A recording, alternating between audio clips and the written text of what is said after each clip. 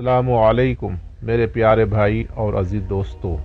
आज मैं इस वीडियो में हज़रत नूह अलैहिस्सलाम के वाक़या के बारे में बताऊंगा। आप लोग इस वीडियो में बने रहें, पूरी वीडियो देखें, तब जाकर समझ में आएगी। और जो लोग इस चैनल पे नए आए हैं, इस चैनल को सब्सक्राइब करें और लाइक करें।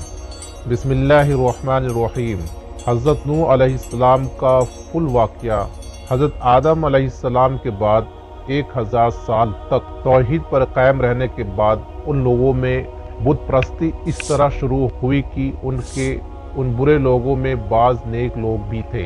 ये बुरे लोग उन नेक लोगों से बहुत मोहब्बत करते थे और उनसे तकरूब हासिल करते थे, उनके शान में बहुत मुगालबा करते थे। जैसे कि आज कल बाज लोग उलमाए और साहिलीन के मदह सराय में ज़मीन व आसमान के कुलाबे मिलाते हैं। यही चीज़ बाद में सिर्क का जरिया बनी है। इमाम बुखारी रहमतुल्लाह अलैह ने सूरह नूह आयत नंबर 23 में अल्लाह का फरमान है, और उन्हें कहा कि हरगिज़ अपने मबूदों को ना छोड़ना और ना नस्ल को छोड़ना की तफसीर करते हुए इब्न अब्बास रज़ी अल्लाह ताला अन्हा से रवायत की है कि वो फरमाते हैं कि ये हज़रत नूह अलैहिस्सलाम की कौम के बाज नेक आदमियों के नाम है। जब वो फौत हो गए तो शैतान ने उनकी कौम के दिल में ये बात डाल दिया कि जहाँ वो लोग बैठा करते थे वहाँ उसके बुत बनाकर रख दो और उनको वही नाम दो जो उन बुजुर्गों के थे।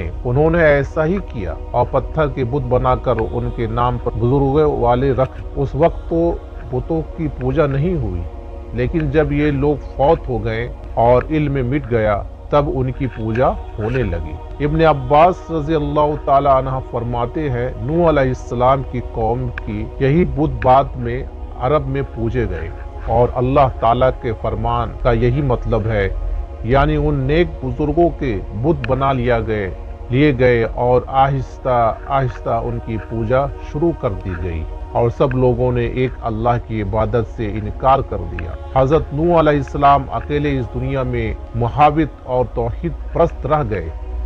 मैं बिल्कुल बेखौफ हूँ, इसके लिए तुम्हारे रास्ते में मैं बातिल जानता हूँ। मैं हक पर हूँ, एक हक का साथी अल्लाह होता है। मेरा भरोसा उसी अजीम जात पर है, मुझे उसकी कुदरत की बड़ाई मालूम है। नूह अलैहिस्सलाम ने वाज़ेह अल्फाज में अपनी कौम को चैलेंज दिया, लेकिन किसी में ताकत नहीं हुई कि वो नूह अलैहिस्सलाम का मुकाबला कर सके। चुनांचे कहने लगे, इसे छोड़ दो, ये मजनून और बेवकूफ़ है। नौज़ बिल्लाह। बहरहाल मामला इसी तर्ज पर चलता रहा। यहाँ तक के साल दर साल गुजर गए, लेकिन कोई मुसलमान नहीं हुआ। फिर पहाड़ पर रहने वाले लोग रोज बरोज बुराई में तरक्की करते चले गए और जो लोग शुरू में ईमान लाए थे उनके अलावा और कोई शख्स ईमान ना लाया। नूह अलैहिस्सलाम उन्हें मुसलसल दावत देते रहे मगर बेअसर, यहाँ तक कि अल्लाह ताला ने नूह अलैहिस्सलाम की तरफ वही की कि कोई शख्स ईमान नहीं लाएगा। नूह ने कहा, ऐ मेरे परवरदिगार, तू रोहे ज़मीन पर किसी काफिर को रहने वाला ना छोड़। अगर तू इन्हें छोड़ेगा तो ये यकीनन तेरी और बंदों को भी गुमराह कर देंगे और इनके यहाँ जो औलाद होगी वो भी बदकार और ना शुक्र होंगे। ऐ मेरे परवरदिगार, तू मुझे और मेरे माँ बाप को और जो भी ईमानदार होकर मेरे घर आए और तमाम मोमिन मर्दों और औरतों को बख्श दे और काफिरों को सिवाय हलाकत के और कुछ ना दे।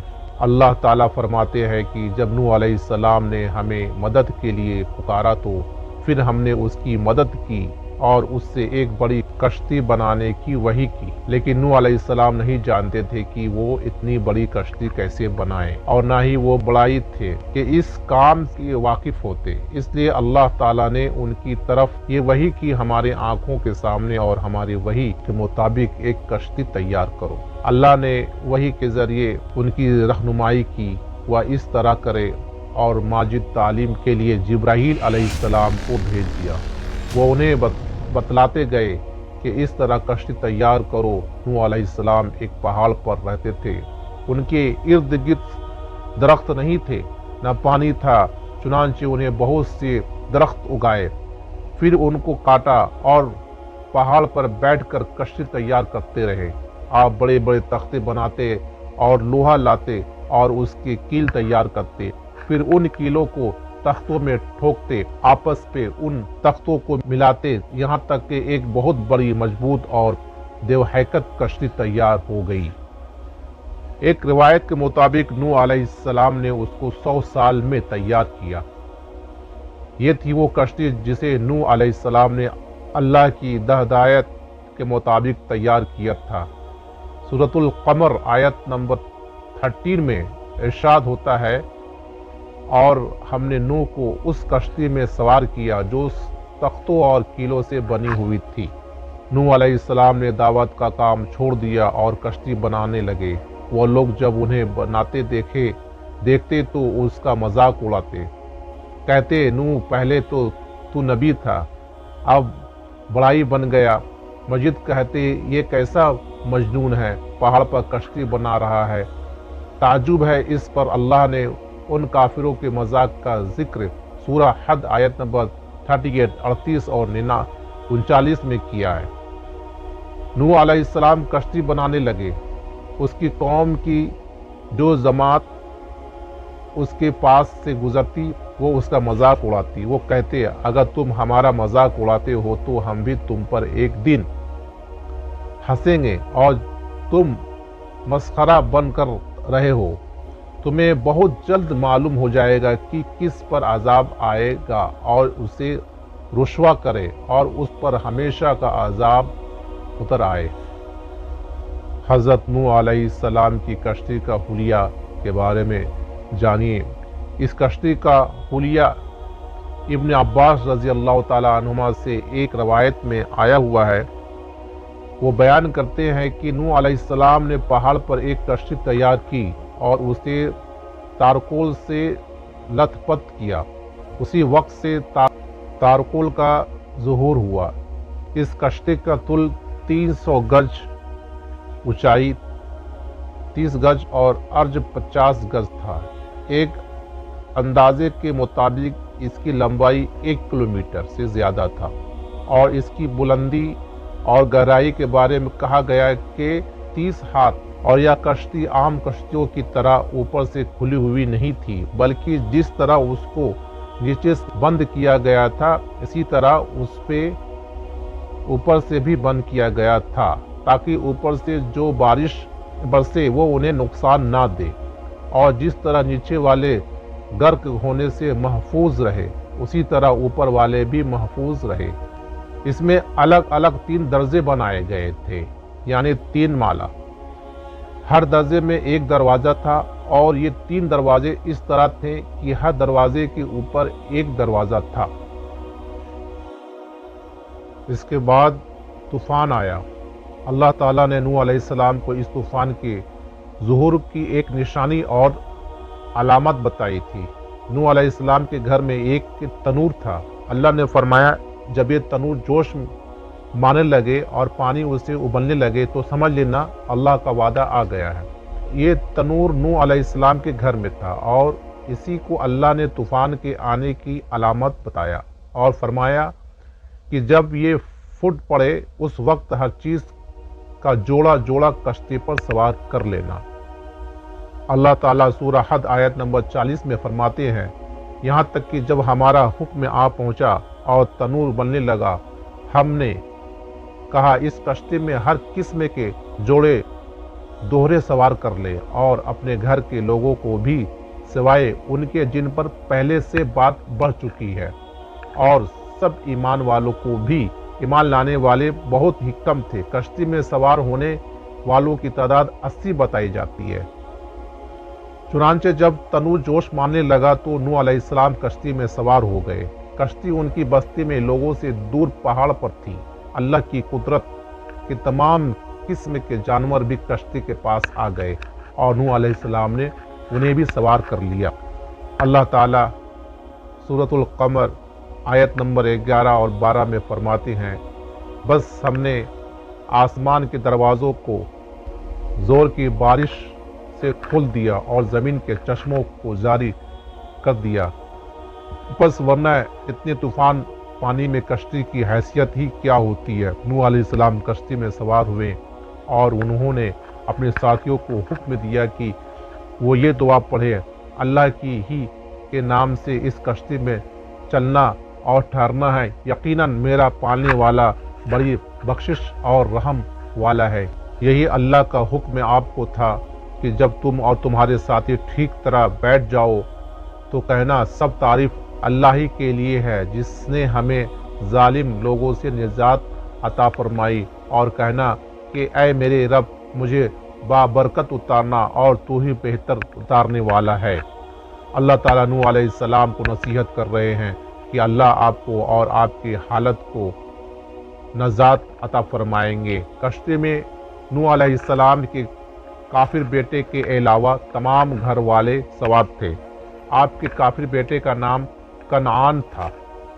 وہ ایک طرف کھڑا تھا۔ نوح علیہ السلام نے اسے پکارا، میرے بیٹے اس کشتی میں آ جا اور کافروں کا ساتھی نہ بن، لیکن اس بدبخت نے کہا میں ابھی کسی پہاڑ کی چوٹی پر پناہ لے لوں گا جو مجھے اس پانی سے بچائے گی۔ نوح علیہ السلام نے کہا آج اللہ کے حکم سے کوئی بچانے والا نہیں مگر وہی جس پر اللہ رحم کرے۔ باپ اور بیٹے کے درمیان یہ گفتگو جاری تھی کہ طوفانی موج نے اسے اپنی زد میں لے لیا اور اسے غرق کر دیا۔ نوح علیہ السلام سے اللہ سے وعدہ کر رکھا تھا کہ اللہ تعالیٰ اس کے اہل کو نجات عطا فرمائے گا۔ چنانچہ جب آپ کی آنکھوں کے سامنے آپ کا بیٹا غرق ہو گیا تو وہ پکار اٹھے، اے اللہ میرا بیٹا میرے گھر والوں میں سے تھا اور تم نے مجھ سے وعدہ کیا تھا کہ میرے گھر والوں کو نجات عطا فرمائے گا اور تمام حاکموں سے بہتر حاکم ہے، لہٰذا آپ وضاحت چاہتے تھے۔ اللہ تعالیٰ نے فرمایا، اے نوح وہ تیرے اہل سے نہیں تھا کیونکہ وہ کافر تھا۔ کفر نسب کو ختم کر دیتا۔ ایک مومن ایک دوسرے مومن سے تعلق ایک مسلمان بھائی کے کافر بھائی سے تعلق سے زیادہ بڑا ہے، اور حقیقت اخوت وہ ہے جس کی بنیاد ایمان پر ہو۔ کفر تو نسبی تعلق کو کاٹ دیتا ہے۔ اس سے اللہ نے یہ نہیں فرمایا کہ وہ کافر ہے بلکہ یہ فرمایا کہ وہ تیرے اہل سے نہیں ہے۔ ہمارے لیے بھی یہی حکم ہے، کسی مومن کا کافر کے ساتھ رشتہ نہیں ہو سکتا۔ اس کے ساتھ اللہ نے نوح علیہ السلام کو نصیحت فرمائی۔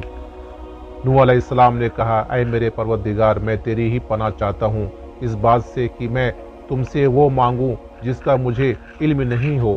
اگر تو مجھے نہ بخشے گا اور تو مجھ پر رحم نہیں کرے گا تو میں خرابی والوں میں ہو جاؤں گا۔ یہ دعا انہوں نے مانگی۔ اپنے بیٹے کے متعلق سوال کے علاوہ نوح علیہ السلام نے اللہ تعالیٰ کی کوئی نافرمانی نہیں کی اور نہ اپنے نفس پر کسی نافرمانی کو شمار کیا۔ کشتی نوح علیہ السلام اور ان کے ساتھیوں کو لیے پانی کی موجوں پر بلند ہو رہی تھی اور زمین پر موجود ہر چیز، انسان، حیوانات، چوپائے، پرندے غرق ہو چکے تھے۔ ان میں کوئی بھی باقی نہیں بچا تھا۔ اگر کوئی زندہ بچا تھا تو کشتی والے۔ نوح علیہ السلام اور ان کے ساتھی 6 مہینے کشتی میں رہے۔ محرم کی 10 تاریخ کو کشتی میں سے نیچے اترے اور پھر اللہ کے حکم سے طوفان رک گیا۔ اللہ نے زمین کو حکم دیا کہ وہ تمام پانی کو نگل جائے۔ زمین نے سارا پانی نگل لیا، زمین خشک ہو گئی۔ اللہ تعالیٰ سورہ حد آیت نمبر 44 میں فرماتے ہیں، اور فرمایا، اے زمین اپنے پانی کو نگل جا اور یہ آسمان بس کر تھم جا۔ اسی وقت پانی سکھا دیا گیا اور کام پورا کر دیا گیا، اور کشتی جدی نامی پہاڑ پر جا ٹھہری، اور فرما دیا گیا کہ ظالم لوگ اللہ کی رحمت سے دور ہے۔ کشتی جدی پہاڑ پر جا کر ٹھہر گئی۔ اب انہیں حکم ہوا کہ سلامتی کے ساتھ کشتی سے اتر آئیے، آپ پر بھی برکت نازل ہوگی اور ان قوموں پر بھی جو آئندہ آپ کی نسل سے پیدا ہوگی۔ اس سے یہ پتہ چلا حضرت نوح علیہ السلام کی کشتی کہاں ہے۔ یہ کشتی آج ہی موجود ہے۔ اللہ تعالیٰ نے اس کشتی کو بطور عبرت اور نشانی کے باقی رکھا ہے، جیسا کہ اللہ تعالیٰ فرماتے ہیں، اور بے شک ہم نے اس واقعے کو نشانی بنا کر باقی رکھا، بس ہے کوئی نصیحت حاصل کرنے والا۔ اس صدی میں علماء کے ایک گروہ نے اس کشتی کو ترکی میں ایک پہاڑ پر پا لیا، اب وہ 2 ٹکڑوں میں تقسیم ہو چکی ہے۔ اس کا حلیہ وہی تھا جو بیان ہوا۔ اللہ کا فرمان سچا ثابت ہو گیا کہ ہم نے اس کو نشانی بنا کر باقی رکھا ہے۔ آمین۔ اللہ تعالی ہم لوگوں کو سننے کہنے سے زیادہ عمل کی توفیق عطا فرمائے۔ آمین۔